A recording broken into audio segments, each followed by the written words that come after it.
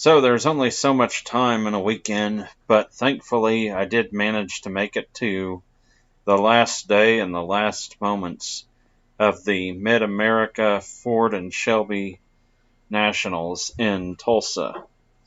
Fortunately, there were still a few coal Fords in the parking lot, such as this Mustang. There was a Ford Bronco, a new one, that had been on display, and a new Mustang Mach-E. I don't think I've ever seen so many Mach-E's in one place yet. There were 3 of them.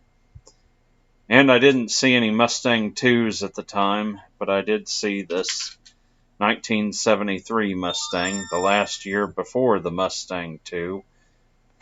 And somebody brought 2 Mustangs and a late model Ford GT that were painted to look like the Ford GT40 from the Ford versus Ferrari, the Ford GT, the old one that ran in the 24 Hours of Le Mans. They brought these 3 vehicles that were painted to look like that as a throwback.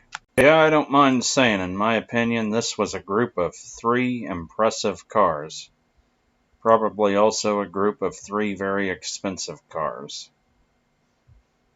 Especially the GT.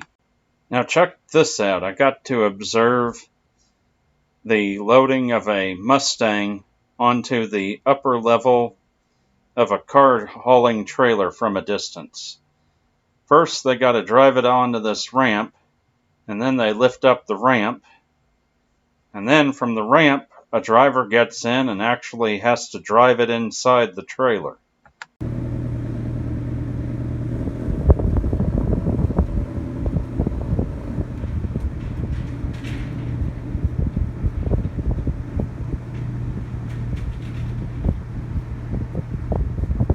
Yeah, that was quite a cool sight.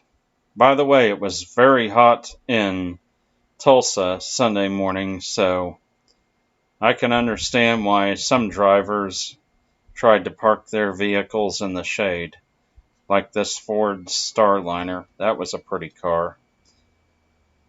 Also, this Ford Cobra Mustang parked on the trailer. Another example of a vehicle parked in the shade was this old Ford pickup truck. I think it's a very pretty red truck, but those seats are definitely not stock. Another vehicle I'd like to note that was at the show was this Ford Torino. I think it's a 1970. I think the owner has brought that to the show before. It's a beautiful car.